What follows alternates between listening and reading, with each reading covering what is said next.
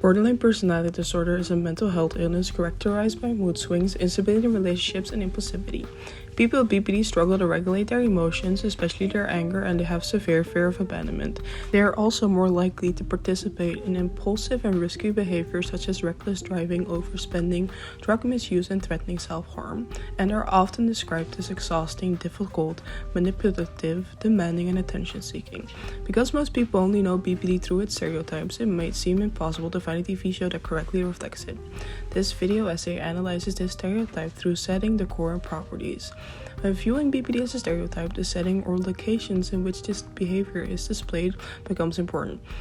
Every object, every aspect of the character's surroundings, and how each component is arranged, illuminated, and moved around all play a role in showcasing these characters' mental stability and how the people around them get affected.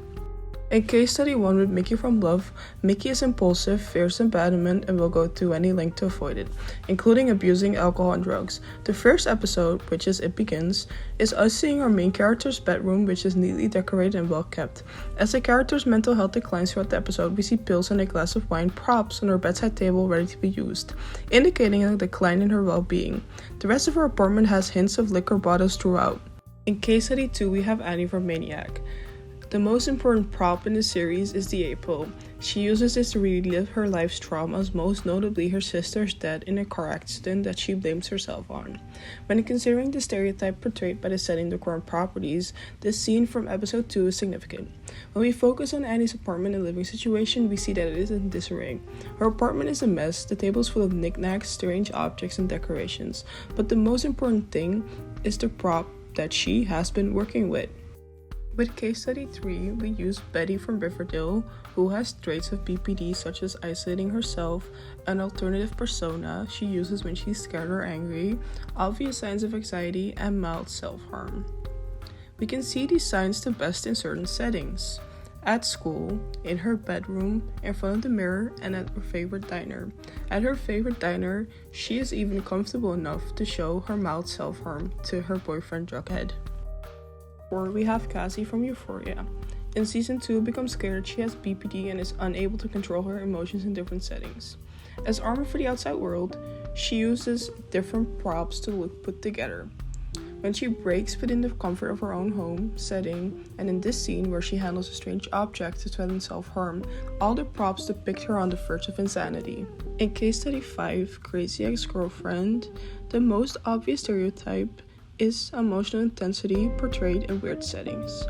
In this scene, we see Rachel in a plane, not the best setting to have a difficult time, and she uses pills, another prop, to handle her emotions. Throughout the series, it also gets clear that the places she has these emotional outbursts, usually in the form of a song, are either at work, public spaces, or at home with her boyfriend, making her difficult and extremely inappropriate. You seem sad, Rebecca. Something's wrong, Rebecca. In case study 6, we have Rachel from Unreal. She has received numerous mental health diagnoses from her therapist mother, Dr. Olive. At the set of her production, a professional environment, Rachel gets a surge of anger that she cannot control. When the anger gets to its reaching point, she uses a prop, a phone, throws it on the ground to make a point, shocking everyone. In case study 7, we have Louis from Suits. He is widely emotional and has sharp outbursts of anger at his workplace.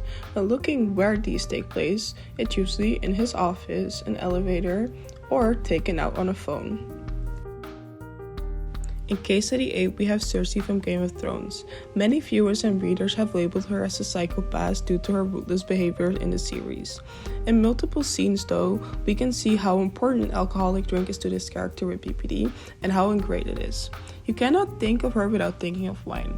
In this scene, for example, she is genuinely happy with a glass of liquid in her hand.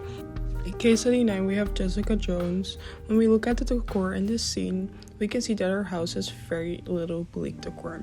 The shelves are decorated with small personal items and the lamps are just white.